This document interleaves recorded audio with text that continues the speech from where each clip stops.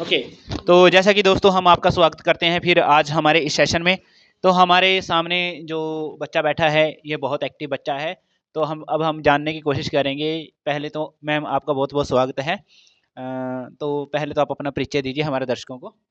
मेरा नाम मीनाक्षी है। मैं 7वीं बी की छात्रा हूँ। हाँ। तो इस एक्टिविटी के साथ जुड़ने के पीछे का पर्पज आपको पता चल ही गया था कि हम क्या कर रहे हैं। 7th क्लास में एक चैप्टर है सेक्रेड प्लेसेस, और जिसका मीनिंग हिंदी में अर्थ है पवित्र स्थान। और वो पवित्र स्थान होते क्यों हैं हमने बच्चों के साथ काफ़ी बारी डीपली डिस्कशन किया था। उसके बाद आज एग्ज़ाम नज़दीक हैं ताकि बच्चों पे एग्ज़ाम का बर्डन कम हो, उसी को ध्यान में रखते हुए इस तरीके से बच्चों को ये अच्छा लग रहा है। उस मुझे भी अच्छा लग रहा है कि हम इसमें, क्योंकि बच्चों को फेस टू फेस क्वेश्चनिंग हो रही है, बच्चों को क्वेश्चन पता है। तो मीनाक्षी, क्या आप दर्शकों को बताना चाहेंगे सेक्रेड प्लेसेस के बारे में?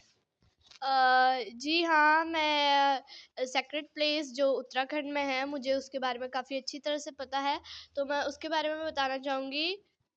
हाँ। तो मीनाक्षी, कौन सी सेक्रेड प्लेस है जो आज आप दर्शकों को बताएंगे कि हाँ हम भी इन फ्यूचर वहाँ पे विजिट करें तो हमें अच्छा लगे कि हमें पहले से पता हो?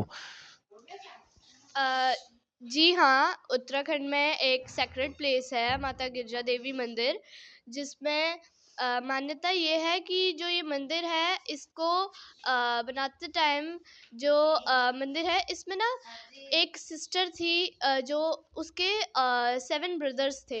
तो उसके जो 7 भाई थे, उनको ये लगता था कि जितनी भी आपदाएँ उनके ऊपर आती हैं, वो उसकी बहन के कारण है, क्योंकि वो उस टाइम पैदा हुई थी जिस टाइम पे ग्रहण लग रहा था।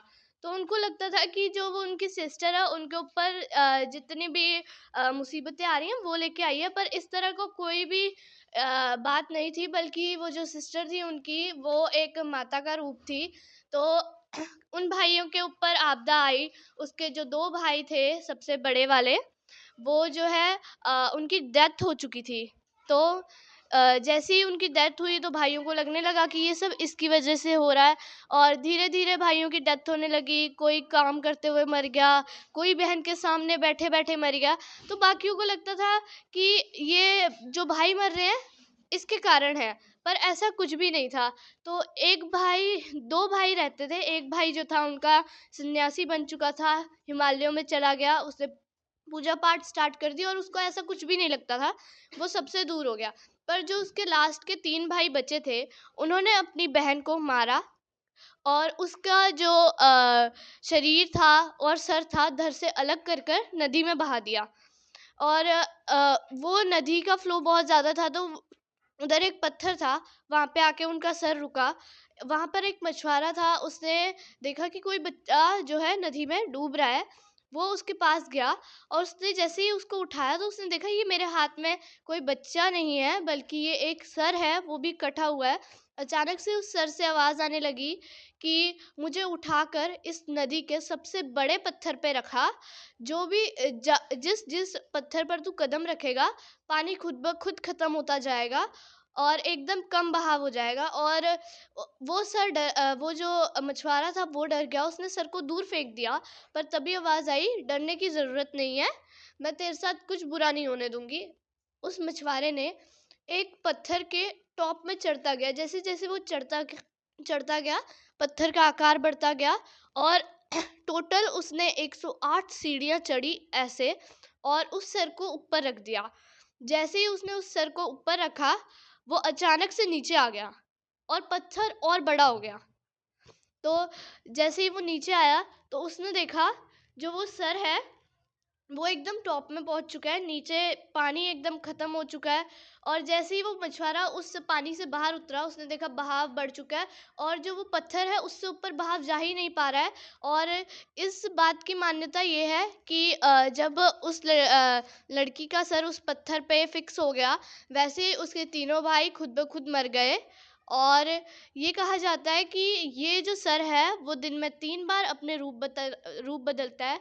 सवेरे एक छोटी सी कन्या, दोपहर में एक नौजवान लड़की, और रात के समय एक बूढ़ी औरत का रूप रखता है।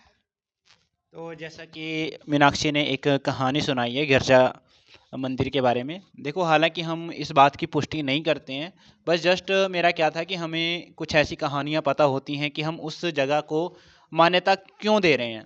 तो ऐसा ही बच्चे ने उत्तराखंड में किसी एक मंदिर की चर्चा करी है। अब उस मंदिर के आसपास के लोगों की मान्यताएं, भावनाएं उसके लिए हैं, तो वो एक सैक्रेड प्लेस के रूप में उनके पास होती है। मीनाक्षी, इन सैक्रेड प्लेसेस को बचाने के लिए लोगों को आप क्या संदेश देना चाहोगे? संदेश तो काफ़ी सारे हैं, क्योंकि अ, ये जो जगहें हैं यहाँ पर पहले ये साफ़ सुथरी हुआ करती थी, पर अब जब हम जाते हैं, पूजा पाठ करते हैं, सामान लेते हैं, फेंक देते हैं, प्लास्टिक फेंक देते हैं, कभी कभार कुछ पैकेट्स वगैरह खा पी कर भी वहीं पर फेंक देते हैं, जिससे वो जगह जो है गंदी होती जा रही है, गंदी होती जा रही है। वहाँ पे पोल्यूशन होता जा रहा है, और इस तरह से वो जगहें पवित्र नहीं रही हैं। हमें उन जगहों को पवित्र रखने के लिए इन सब चीज़ों का ध्यान रखना पड़ेगा। हाँ, बिल्कुल। अभी वही है कि जैसा कि हमें कुछ बातें पता होती हैं कि जहाँ पे सफाई होती है वहाँ पे भगवान का वास होता है। तो ये पवित्र जगहें हैं, इनको हम साफ सुथरा रखने का भी संकल्प लेते हैं। मीनाक्षी, आपका बहुत बहुत धन्यवाद। आपने एक इतनी अच्छी जानकारी हमारे दर्शकों के साथ साझा करी। उम्मीद करते हैं आप ऐसी एक्टिविटी में आगे भी पार्टिसिपेट करते रहोगे। धन्यवाद मीनाक्षी।